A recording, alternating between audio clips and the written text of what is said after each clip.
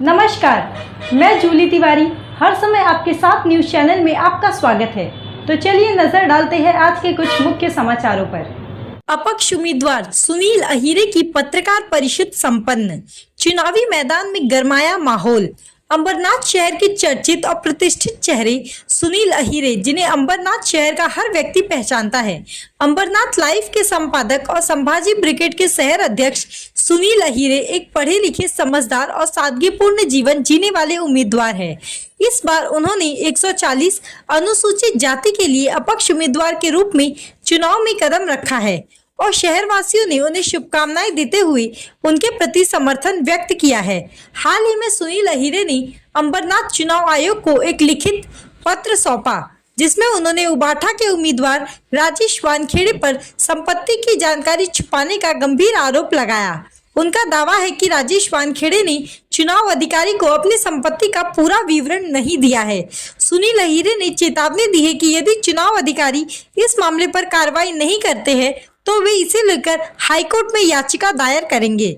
पत्रकार परिषद के दौरान सुनील अहीरे ने कहा कि राजेश वानखेड़े की संपत्ति में कई महत्वपूर्ण संपत्तियां शामिल है, जिनका खुलासा नहीं किया गया है। उन्होंने मांग की है कि सभी उम्मीदवारों की संपत्ति और उनके पिछले 15 वर्षों के आर्थिक बदलाव की गहन जांच की जाए।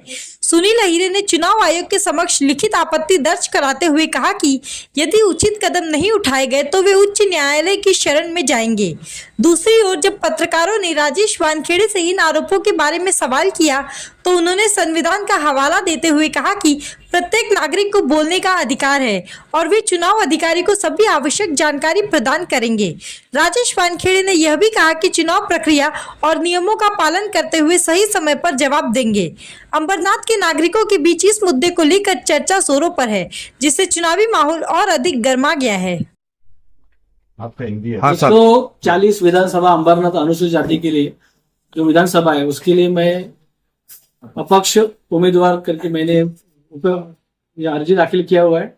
आज इलेक्शन कमीशन उनके पास मैंने राइटिंग में मैंने तकरार दाखिल की है। राजेश वानखेड़े जो उबाठा के जो उम्मीदवार है उन्होंने जो सत्य प्रतिज्ञा पत्र दिया है, एफिडेविट जो दिया है इलेक्शन कमीशन को, उसमें उन्होंने बहुत सारी बातें छुपाई है। जैसे उनके ऑफिसेस है, उसके पास में सोना है उनके पास में, जो और उनकी जो स्थावर मालमत्ता है, जो प्लॉट्स है, उसके संदर्भ में उन्होंने छुपाई है। वो सारे के सारे विवरण को लेके मैंने 140 के जो नोडल आरओ है इलेक्शन कमीशन उनके ऊपर उनके पास में राइटिंग में तकरार दाखिल की हुई है। तो कल आप उसके बारे में ऑब्जेक्शन देंगे? हाँ, हमने कल 3 बजे तक का उम्मीदवारी सबका डिक्लेयर होना बाकी है, तो उस पर मैंने ये किया कि इनका अर्ज बात किया जाए और जनते से जो माहिती छुपाई इन्होंने, यही कारण दे के इनको ये इलेक्शन से इनको रोका जाए। और अगर बात नहीं हुआ तो क्या करें? हम हाईकोर्ट में पिटीशन दाखिल करेंगे इलेक्शन कमीशन ने अगर हमको न्याय नहीं दिया। माझ्यावर आरोप केलेले आहेत एका उमेदवारांनी। तर सर्व जितके उमेदवार आहेत, जितके ज्या लोकांनी फॉर्म भरलेले असतील त्या सर्व लोकांच्या प्रॉपर्ट्यांचा हिशोब सगळ्या लोकांनी केला पाहिजे की कोणाचे किती एमआयडीसी मध्ये प्लॉट आहेत, त्यांनी 15 वर्षापूर्वी ते काय होते आणि आज काय आहेत याची पण सगळी चौकशी झाली पाहिजे। ते मी सुद्धा ते पत्र उद्या देणार आहे निवडणूक आयुक्तांना,